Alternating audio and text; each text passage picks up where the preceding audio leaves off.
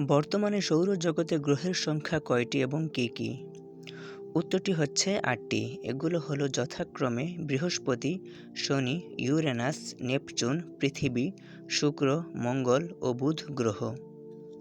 সৌরজগতের কোন গ্রহটি গ্রহের মর্যাদা হারায়?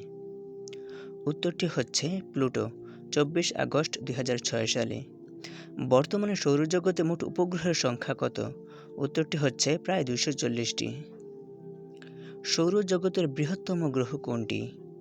উত্তরটি হচ্ছে বৃহস্পতি গ্রহ। সৌরজগতের ক্ষুদ্রতম গ্রহ কোনটি? উত্তরটি হচ্ছে বুধ গ্রহ। সৌরজগতের দ্রুততম গ্রহ কোনটি? উত্তরটি হচ্ছে বুধ গ্রহ। সূর্যের নিকটতম গ্রহ কোনটি? উত্তরটি হচ্ছে বুধ গ্রহ।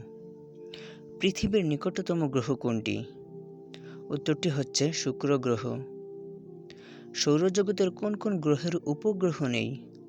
উত্তরটি হচ্ছে বুধ ও শুক্র গ্রহের।